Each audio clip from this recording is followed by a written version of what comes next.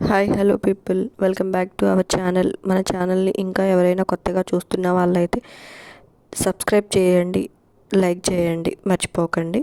ఈరోజు టాపిక్లోకి వెళ్ళిపోదాం. ఇంకా మాట్లాడుతున్న జానకమ్మ ఒక్క నిమిషం ఆగి, అక్కయ్య, నేను పిల్లల్ని ఇంటికి రానిచ్చినందుకు కోపం లేదు కదా అని అడిగింది.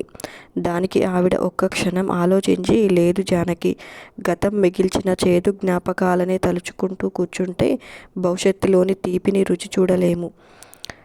నాకు వదిన మీద కానీ పిల్లల మీద కానీ కోపం లేదు. కోపం అంతా పరిస్థితుల మీదే. మనల్ని కావాలని ఆ పసివాళ్ళు సాహసం చేసి ఒక అడుగు మన వైపుకు వేశారు. మనం కూడా జరిగింది మర్చిపోయి వాళ్ళ వైపుకి ఒక అడుగు వేసి మన కుటుంబాల మధ్య ఉన్న దూరాన్ని కొద్దిగా తగ్గిద్దాం అని అంది తులసమ్మ. ఆ మాట వినగానే జానకమ్మ మనసు కొంచెం తేలికయ్యింది. అక్కయ్య, నువ్వు కానీ వాళ్ళిద్దరిని చూస్తే అస్సలు వదిలిపెట్టవనుకో అని అంది. అవునా, వస్తానుగా, చూస్తానులే అని అంది తులసమ్మ నవ్వుతూ. శివ, దీన్ని ఏదో ఒకటి చెయ్యాలిరా బాబు, లేకపోతే రోజు నాకు కాపలా కాచి అమ్మమ్మ దగ్గర నన్ను ఇలాగే ఇరికిచ్చేస్తుంది.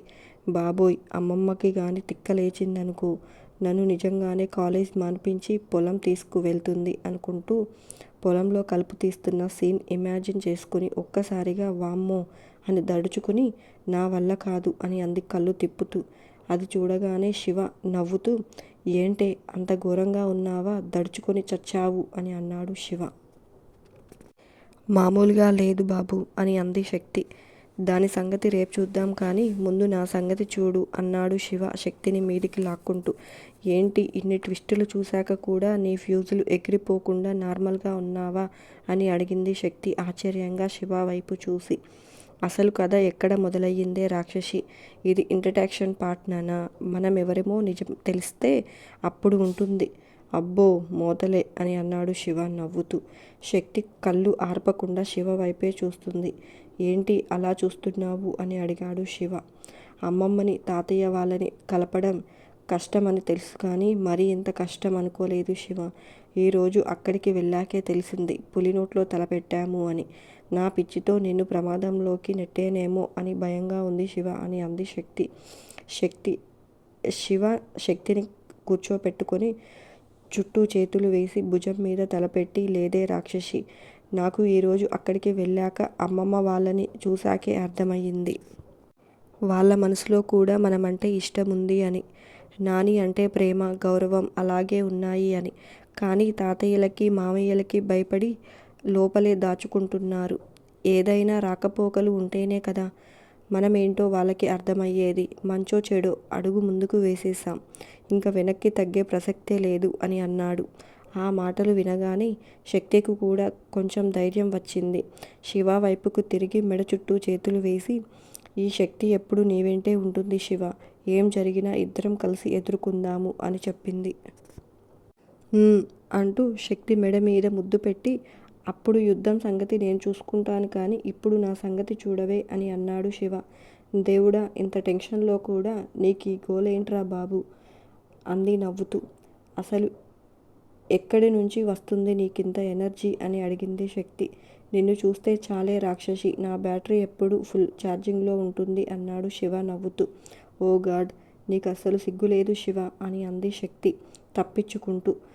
పెళ్ళాం దగ్గర సిగ్గుపడితే పనులు కావే రాక్షసి అన్నాడు శివ శక్తిని గట్టిగా పట్టుకొని. అబ్బా, ఊపిరి ఆడడం లేదు శివ అంది శక్తి అల్లాడిపోతూ. ఇంత స్మూత్గా ఉంటే నీ మొగుడిని భరించడం కష్టమే రాక్షసి అన్నాడు శివ నవ్వుతూ. ఆహాహా, ఆ విషయం నాకు ఫస్ట్ నైట్ రోజే అర్థమయ్యింది బాబు అంటూ శివ రెండు బుగ్గలు లాగేసింది శక్తి. ఏంటే, ఎవరు చూసినా నా బుగ్గలు లాగేస్తున్నారు అని అన్నాడు శివ. నువ్వు ఇంత ముద్దొస్తుంటే లాగక ఏం చేస్తారు మరి?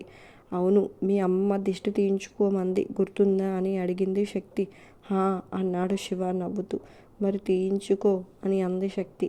అబచా, ఆ వంకతో నన్ను తప్పించుకుందామనే అంటూ శక్తిని గట్టిగా కౌగిలించుకున్నాడు శివ. పొద్దున్నే బ్రేక్ఫాస్ట్ చేస్తున్న శివ శక్తిని చూసి, సినిమాలకి షికార్లకి వెళ్ళారని తెలిస్తే చెప్పానుగా ఏం చేస్తాను అని అంది నాని గంభీరంగా. తెలుసు అన్నట్లుగా ఇద్దరు తల గిరగిరా తిప్పారు. శక్తి సుహానా వైపు చూసి చెప్తా నీ పని, కాలేజీకి పద అని అనుకుంటుంది మనసులో. శివ శక్తిని కాలేజ్ దగ్గర దించి తను కాలేజీకి వెళ్ళిపోయాడు. రాధ కాలేజ్ నుంచి వస్తూ ఇంటికి వెళ్లకుండా పార్క్ ముందు ఉన్న బెంచి మీద కూర్చుంది. రాధ పక్కన ఖద్దరు షర్ట్ పంచా కట్టుకుని ఒక పెద్దాయన కూర్చొని ఉన్నారు. రాధ ఫోన్ తీసి కాల్ చేద్దామా వద్దా అన్నట్లుగా తటాపటాయించింది. చివరికి కాల్ చేసింది. ఫోన్ రింగ్ అవ్వడంతో లిఫ్ట్ చేసి చెప్పవే అని అంది శక్తి. ఏం చేస్తున్నావే అని అడిగింది రాధ. ఏం చేయట్లేదే, అత్తయ్య దగ్గర ఉన్నాను. మీ అన్నయ్య కోసం వెయిట్ చేస్తూ నోట్స్ ఉంటే కంప్లీట్ చేస్తున్నాను అని చెప్పింది. ఆగాగు, నీ వాయిస్ ఏంటే అంత డల్గా ఉంది అని అడిగింది శక్తి. డల్గానా? అదేం లేదే అని అంది రాధ. లేదే, డల్గానే ఉంది. అసలు హుషారే లేదు. నీ హెల్త్ ఎలా ఉంది అని అడిగింది శక్తి. వాంతులు అవుతున్నాయి, కొంచెం నీరసంగా ఉంటుంది. ఎందుకో మిమ్మల్ని అందరినీ చూడాలి అనిపిస్తుంది అని చెప్పింది రాధ. చూడాలి అనిపిస్తే వచ్చేయడమే, ఆలస్యం ఎందుకు? అన్నయ్యకి చెప్పు, తీసుకువచ్చేస్తారు అని చెప్పింది శక్తి. లేదే, పాపం బావకి అస్సలు టైం ఉండడం లేదు. అయినా కాలేజ్ ఉందిగా, రావడానికి అత్త ఊరుకోదు అని అంది రాధ కొంచెం బాధగా. వినకూడదు అనుకున్న రాధా మాటలు ఆ పెద్దాయన చెవిలో పడుతున్నాయి. అబ్బో, మన చదువులకి 4 రోజులు పోతే కొంపలేం అంటుకుపోవులే. ఇక్కడికి వస్తే ఆరోగ్యం సెట్ అవుతుంది. అప్పుడు ప్రశాంతంగా చదువుకుంటే బ్రెయిన్కి త్వరగా వెళ్తుంది అని అంది శక్తి. అది కరెక్టు. అయినా బావ ఊరుకున్న అత్త ఊరుకోదే. అసలే ఇప్పటికే నా మీద పీకల దాకా కోపం ఉంది. ఇప్పుడు ఇంటికి వెళ్తాను అంటే నా మీద ఇంతెత్తున లేస్తుంది అని అంది రాధ. అయితే ఒక పని చేద్దాం, అమ్మమ్మకి చెప్పు, పెద్దమ్మకి ఫోన్ చేపిస్తా, నిన్ను పంపించమని అని అంది శక్తి. అమ్మో వద్దే, ఏం జరుగుతుందో నాకు తెలియదు. మొన్నటి నుంచి నేనంటేనే మండిపడిపోతుంది. మా అమ్మని నాకు కాకుండా చేశావు, నా కొడుకుని కొంగుకు కట్టేసుకున్నావు. ఇప్పుడు నీ కళ్ళు చల్లబడ్డాయా అని ఏవేవో సూటిపోటి మాటలు అంటుందే.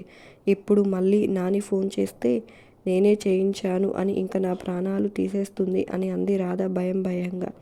ఆవిడ అలా అంటుంటే అన్నయ్య పెద్దనాన్న ఏం చేస్తున్నారే అని అడిగింది శక్తి ఆశ్చర్యంగా. వాళ్ళు మాట్లాడినా ఊరుకోదే బాబు. బావ మాట్లాడితే నిన్న కాక మొన్న వచ్చిన పెళ్ళం బెల్లమయ్యింది, కని పెంచిన అమ్మ అల్లమయ్యింది అని దెప్పి పొడుస్తుంది. పాపం బావ బయట టెన్షన్లే చూసుకుంటాడా, ఇంట్లో గొడవలే పట్టించుకుంటాడా?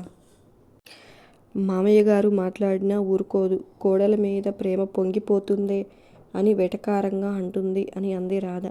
మరి ఇలా అయితే ఎలాగే అని అంది శక్తి. ఆ మాట వినగానే రాధ ఏడుస్తూ, నాకు ఇక్కడ ఉండాలని లేదే, మన ఇంటికి వచ్చేయాలి అనిపిస్తుంది అని అంది. ఏడవకే ప్లీజ్, నువ్వు అలా బాధపడితే లోపల బేబీకి కూడా మంచిది కాదు.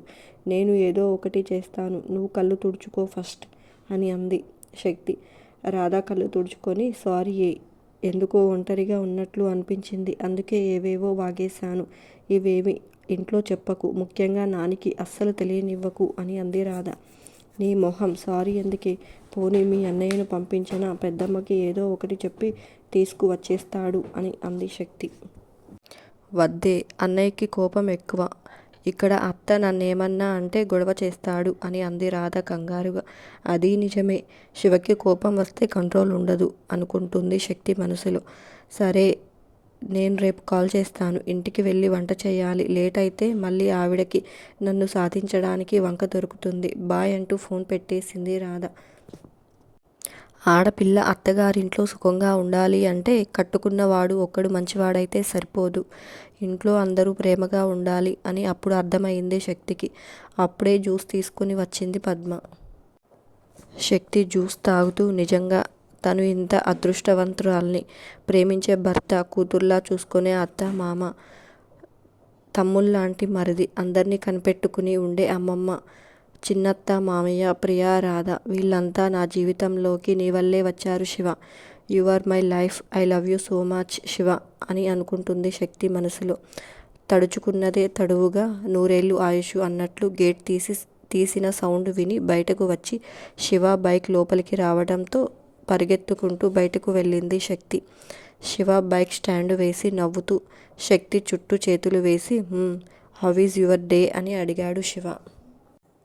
శక్తికి రాధ గుర్తుకు వచ్చి బాధగా ఉన్నా కనిపించనివ్వకుండా గుడ్ శివ అని అంది.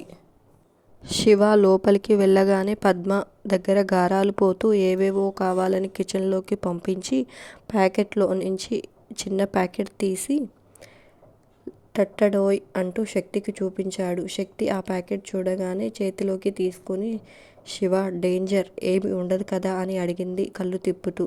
ఉండదే, కాకపోతే నీరసం వచ్చి 4 రోజులు హాస్పిటల్లో ఉంటుంది. గ్లూకోజ్ ఎక్కిస్తే సెట్ అయిపోతుందిలే అన్నాడు శివ లైట్ తీసుకుంటూ. నీ తింగరిదానా, అవసరం అంటేనే నీకిన్ని బాధలు, నోరు మూసుకొని కూర్చొని ఉంటే ఈ తిప్పలు ఉండేవి కాదు కదా. ఇప్పుడు చూడు ఎంత దాకా తెచ్చుకున్నావో అని అంది శక్తి.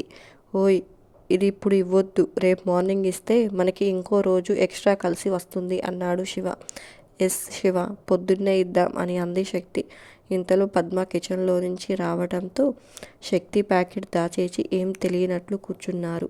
ఏంటి, ఏదో ప్లానింగ్ జరుగుతున్నట్లు ఉంది, ఏంటి కదా అని అడిగింది పద్మ. ఏం లేదు అన్నట్లు ఇద్దరు తల అడ్డంగా ఊపారు. శక్తితో ఇంటికి వెళ్తున్నాను అని చెప్పింది కానీ రాధ అక్కడే కూర్చొని బాధపడటం చూశాడు ఆ పెద్దాయన. రాధాని అలా చూస్తుంటే ఆయనకి కష్టంగా అనిపించింది. తన దగ్గర ఉన్న మంచినీళ్ళ బాటిల్ని రాధాకి ఇచ్చాడు. అప్పుడు చూసింది రాధ ఆయన మొహం వైపు. వద్దు తాతయ్య గారు అని అంది. పర్వాలేదు, కొంచెం తాగు నానా అని అన్నాడాయన. రాధ బాటిల్ తీసుకొని మంచినీళ్ళు తాగి ఆయనకు ఇచ్చి థ్యాంక్స్ తాతయ్య గారు అని అంది. ఆయన రాధా వైపు చూసి కొత్తగా పెళ్ళయిందా అమ్మా అని అడిగాడు. అవును తాతయ్య గారు అని అంది రాధ. పెళ్ళైన కొత్తలో చాలా వరకు అందరికీ సమస్యలు ఉంటాయి తల్లి, అలా అని భయపడి ఏడవకూడదు. అప్పటి వరకు మీరు పెరిగి వచ్చిన వాతావరణం వేరు, ఇక్కడి వాతావరణం వేరు. అడ్జస్ట్ అవటానికి సమయం పడుతుంది. కొత్త మనుషులతో కలవాలి, వాళ్ళ పద్ధతులు అలవాటు పడాలి. అప్పుడే కదా వాళ్ళలో పోగలవు అని అన్నారాయన. మనుషులు కొత్త వాళ్ళు కాదు తాతయ్య, మా మేనత్త బావే అని అంది రాధ. చిన్నప్పటి నుంచి 4 రోజులు సెలవులకో పండగలకో వచ్చి వెళ్ళేటప్పుడు చూసుంటావు. ఇప్పుడు జీవితాంతం వాళ్ళ మధ్య బ్రతకడానికి వచ్చావు. దీనికి చాలా తేడా ఉంది నాన్న అంటూ ఫోన్లో ఎవరితో మాట్లాడావు అని అడిగాడు. శక్తి, మా వదిన అన్నయ్య భార్య అని చెప్పింది రాధ. ఓ అవునా, నేనింకా స్నేహితురాలు అని అనుకున్నాను అని అన్నాడాయన. తను నా ఫ్రెండ్, మా అన్నయ్య లవ్ మ్యారేజ్ చేసుకున్నాడు అని చెప్పింది రాధ. అలాగా, మీ వదిన వచ్చినప్పుడు తనకు మీ కుటుంబంలో ఏమీ సమస్యలు రాలేదా అని అడిగాడు ఆయన. రాధాకి శక్తిని తీసుకువచ్చిన దగ్గర నుంచి అన్నీ గుర్తుకు వచ్చాయి. పెద్దమ్మ కోపం, నాని పెట్టిన పరీక్షలు, సుహాన ఎత్తుగడలు అన్నీ.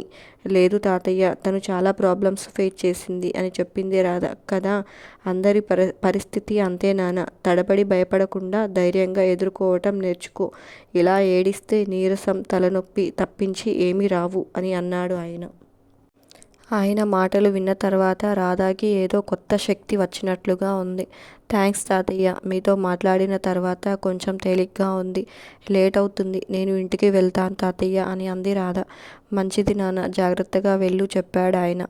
మరుసటి రోజు సుహానా పాలల్లో శివ తెచ్చి ఇచ్చిన ప్యాకెట్లోని పౌడర్ని కలిపింది శక్తి. దేవుడా క్షమించు తండ్రి, దానికి ఏం కాకుండా చూడు స్వామి. వారం రోజులు ఇంట్లో ఉండేలా చూడు.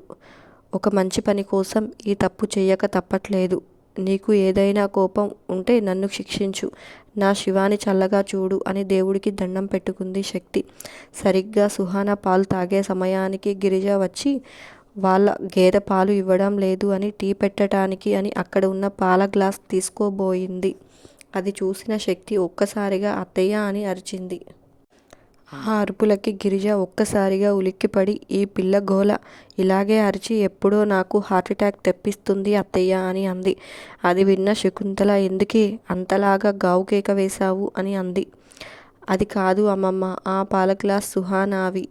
తను మిగడ లేని పాలు తాగుతుంది కదా, బ్యూటీ కోసం ఆ పాలు తీసుకొని వెళ్ళి టీ పెడితే ఏం బాగుంటాయి చెప్పు, అందుకే అని కవర్ చేసింది శక్తి. కోడలి పిల్ల చెప్పింది కూడా నిజమే అత్తయ్య, ఈ పాలతో టీ పెడితే మీ అబ్బాయి కప్ నా మొహాన విసురుతాడు అని అంది గిరిజ. ఎందుకు గిరిజ, ఇవిగో ఈ గిన్నె తీసుకువెళ్ళు అంటూ పాల గిన్నె ఇచ్చింది సునంద. గిరిజ పాల గ్లాస్ సుహానాకి ఇచ్చి పాల గిన్నె తీసుకుని వెళ్ళిపోయింది. సుహాన ఆ పాలు తాగి తన స్కూటీ మీద కాలేజ్కి బయలుదేరబోతూ ఉండగా కడుపులో గడబిడ మొదలయ్యింది. అయినా పట్టించుకోకుండా స్కూటీ స్టార్ట్ చేయబోయింది. అంతే, గడబిడ ఎక్కువవడంతో స్కూటీ స్టాండ్ వేసి అర్జెంటుగా వాష్రూమ్కి పరిగెత్తింది. అది చూసిన శివ, శక్తి నవ్వుకున్నారు. వరుసగా మోషన్స్ అవడంతో నీరసం వచ్చి పడిపోయింది సుహాన. వెంటనే హాస్పిటల్కి తీసుకువెళ్ళి గ్లూకోజ్ ఎక్కించారు డాక్టర్. 1 వీక్ రెస్ట్ చెప్పడంతో శివ, శక్తి థ్యాంక్ గాడ్ అంటూ ఊపిరి పీల్చుకున్నారు. పాపమేమోనే అని అన్నాడు శివ బెడ్ మీద పడి ఉన్న సుహానాని చూసి. హా, అవును కానీ తప్పదు శివ అని అంది శక్తి. పద, లేట్ ఎందుకు, కొత్త చుట్టాల ఇంటికి వెళ్ళి వద్దాం అని అన్నాడు శివ. శివ, శక్తి ఇద్దరూ మళ్ళీ జానకమ్మ వాళ్ళ ఇంటికి వెళ్ళారు. హాల్లో కూర్చొని తన చిన్ననాటి స్నేహితులతో చెస్ ఆడుతున్నాడు రామ్మోహన్ రావు. మొన్న ఒకసారి వచ్చి వెళ్ళడంతో చూడగానే శివ, శక్తిలను లోపలికి పంపించాడు వాచ్మెన్. అంతేనండి ఈ రోజుటి వీడియో. నచ్చిందా? ఎలా ఉందో కామెంట్స్ రూపంగా చెప్పడం మాత్రం మర్చిపోకండి. దాంతోపాటు చిన్న లైక్ చేయడం మాత్రం మర్చిపోకండి. ఉంటాను. Bye bye.